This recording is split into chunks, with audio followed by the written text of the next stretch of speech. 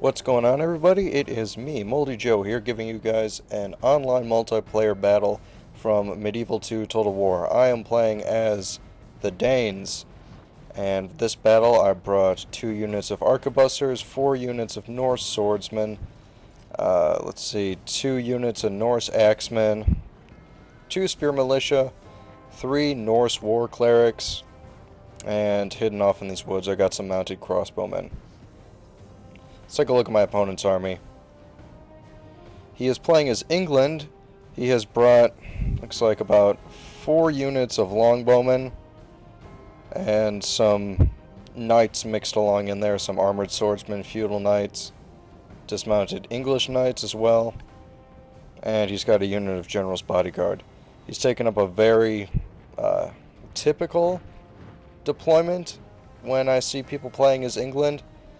This is all too common that people will just surround themselves in stake lines and be stubborn and just expect you to march straight into them. You can see that this game has been taking on a little bit longer than before I started it, because I told my guy, I'm like, hey, I'm not going to march straight into your longbowman like that. He has the range advantage. His longbowmen far outrange arquebusters, so he should be the one to press the advantage against me. That's not my job. And, you know, to someone that's new to the game or whatever, it's very easy to defeat someone using this tactic, which is why a lot of people use it. But, I don't know, you just got to be a little bit smarter and not play to the strengths of your opponent's army. And he wants me to march straight into him, and I'm not going to give him that. So you see, he is, my opponent, speaking of him, he's not really using a very good tactic to advance onto me. Once again, he does have a range advantage. He doesn't need to bring his melee troops that close to me, but they are going to march straight into range of my arquebusters, and my guys are going to do their thing and start killing them pretty good. So yep, there's a bunch of dead guys. And this might have been a mistake. I don't know why he was bringing his melee troops that close to me. All he really needed to do was move up his longbowmen to force me to charge into him. Here my opponent's got some Knights Templar. I don't know where these guys came from, but they were hidden in these woods somehow. Believe it or not, these Norse war clerics were hidden up on this hill. There's no trees anywhere, but these guys apparently are really good at hiding. They're like part chameleons. So usually when I bring arquebusters, I don't expect to really get any kills with them. At least not much. Mostly they're just there to demoralize the enemy once I've already kicked off a melee fight. Maybe get a few kills, but I don't bring them there to do all the killing. That's what I brought my swordsmen, my axemen, and my horses for.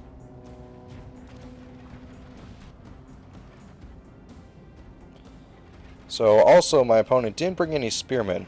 He probably thought he didn't need to because he planned on staying up on a hill with stake lines everywhere. But I'm going to take advantage of this. I'm going to be charging into his longbowmen. And honestly, I'm a little perplexed at just how tough longbowmen are in a melee fight. They took a full frontal charge from my cavalry, and not only are they killing some of my horses, they didn't rout, which is it's just a little bit frustrating. I think if a unit of archers takes a full frontal cavalry charge, they should rout pretty much soon after the damage of the charge is done. But hey, that's just me griping. So this fight is kicking off really well in my favor. My arquebusters are being shot at, but they're not in a good position. And actually, they're holding their ground in a missile fight. So, although my opponent is the one with the ranged advantage, I'm doing far more damage at range than he is. And here I've routed all of his longbowmen, but don't worry, they're going to come back to the fight. And here I've surrounded his Knights Templar off in these woods, and they are about to get bushwhacked pretty hard. So, you guys, get the heck out of here. And since he didn't bring any spearmen, I'm free to pretty much continue run cycle charges on his knights, his longbowmen, pretty much anything that gets in my way. His infantry body is strong, but cavalry charges can do a lot of damage. And so do arquebus bullets. They do a lot of damage as well. Looks like here these Knights Templar have got into a fight with my war clerics. They charged into me, so they're probably going to get the better of this engagement. But I do bring around my mounted crossbowmen. And mounted crossbowmen, they don't do that much damage with their missiles. They got, I don't know, pretty low missile damage, but point blank like this, they'll still get a decent number of kills, enough to turn the tide in my favor. I also supported with some spear militia over here.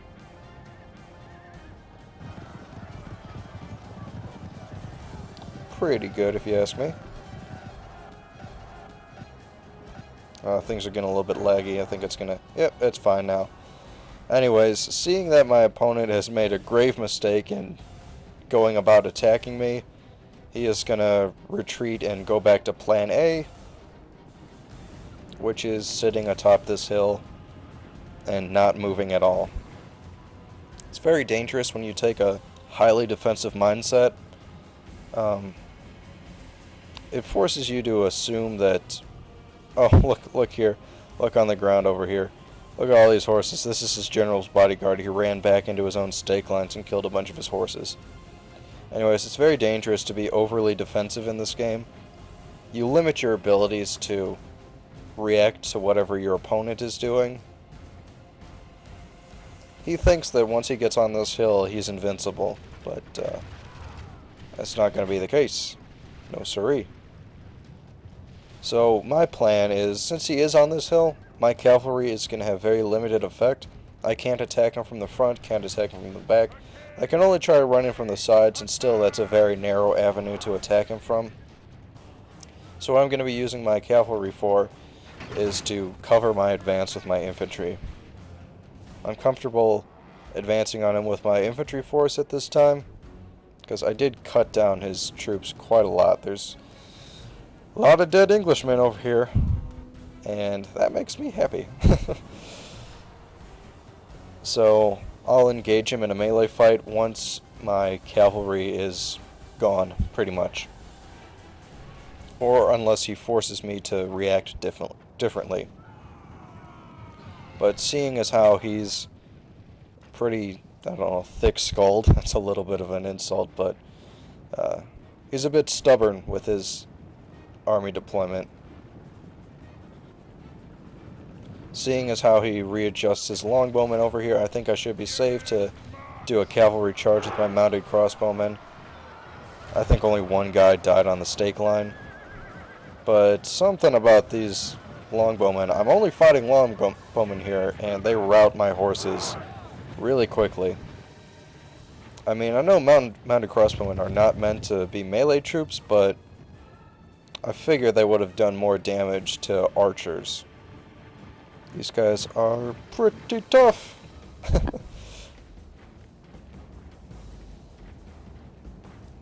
So I'll move my army, at least my infantry body, right up here. And my cavalry will constantly be attacking from the flanks, buying my guys time. The thing about these longbowmen is some of them might not, see a bunch of their arrows went straight up in the air. That's because all of his troops are all bunched up and clumped up inside of each other. And that's not a good thing, because having a firing arc like that makes your shots way more inaccurate. Right now he's aiming at my cavalry, and the shots that he's getting that are straight on are fine, but then he's got shots that go straight up in the air, and look how far they're missing. Firing flaming ammo doesn't help his cause that much either. You'll see once again, my arquebussers are totally free to keep shooting at his guys. And meanwhile, all of his archers are shooting pretty much ineffective shots up at my horses. So Once again, I brought a rush army. Okay, I didn't plan on even using these arquebusters that much. I planned on using them just to help rout the enemy quicker. But these guys are just going to stand here and just unload shot after shot into his knights. And you can see the bodies are already starting to pile up. He thinks going into loose formation is going to help him out. It will a little bit, but you don't want your knights to keep getting shot over and over. Right now he needs to act. He needs to either target my arquebusters with his archers, or he needs to charge his knights into my dudes. But he will do neither that because he's pretty much trapped in the mindset that as long as he stays up in this very defensive deployment, there's nothing I can do to stop him. But he can keep that mindset. I'm comfortable massacring his army piece by piece. Let's just take a look and see what the next volley is going to look like for these guys on their side. I'm surprised with how well these guys are able to shrug off being shot with a musket, but you never know. It's still dropping them way quicker than anything else would. The battle is very much in our favor. If we remain true. Yeah, usually in this game people will bring muskets with probably the wrong mindset. Muskets, arquebuses, whatever you want to call them. They're not really great at dropping people in vast numbers just because their reload is so long that in between shots it's really easy to charge them. And yeah, but in this case, when your opponent is just letting you shoot them with pretty much impunity, I mean, the trade-off he's doing here is totally going in my favor. I don't care about my cavalry anymore. I'm not going to be able to do much damage against him up on this hill. So as long as he wants to keep shooting my horses, that's fine. But yeah, if you want to have missile troops that are going to focus on killing people, bring crossbows, bring archers or whatever. Because frankly, these guys are very inaccurate. Their reload takes a long time. And any sane man would charge these arquebussers as soon as they started shooting. But, I mean, look at all these corpses on the ground. These guys are getting massacred, and hardly anything about it is being done. So as soon as my horses rout, that's going to be my cue to charge my infantry into the fight. And it's going to be a sad day for them because, unfortunately, there's going to be hardly any infantry left for me to fight. Thanks to my arquebusters butchering these dudes.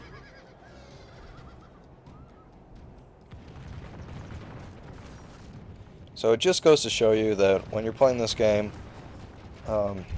be willing to change up your game plan. Because if you don't, things are not going to go your way. You're gonna encounter an opponent that's gonna adapt to your strategy and play to your weaknesses. And if you don't have an answer to that, this could happen to you. So here my infantry go, chopping up these guys pretty thoroughly. I mean, some guys only have, they're like at half strength, at quarter strength even. And as tough as these longbowmen are in a melee fight, apparently, I don't think they're going to be able to do anything against my foot knights.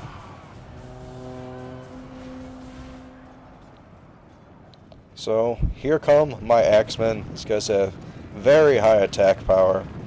So, it's going to be nice watching these guys finally butcher these longbowmen. They're going to enjoy it. I'm going to enjoy it. It's going to be a lot of fun, guys.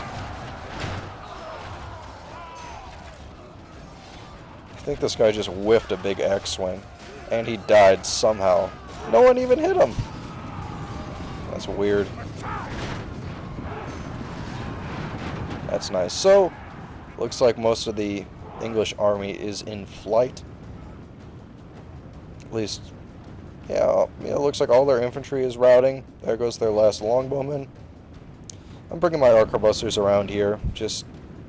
I expected this fight to last longer than it would, so I was going to start shooting these guys in the back with my arquebuses. But things went my way a little bit quicker than expected. So I'm just going to put my arquebusters over here. And believe it or not, these two longbowmen are actually going to come back from routing for a third time. Actually, for a second time, they're going to stop routing, and I'll have to rout them a third time. These guys must have really good morale. To see a unit come back with only 15 men, that's a little bit weird. Whatever. Their general must be the most inspiring dude alive. But yeah, I'm gonna just start opening fire on these guys and start routing them again. Let's wait for a volley to open up. Not a volley from you guys, come on.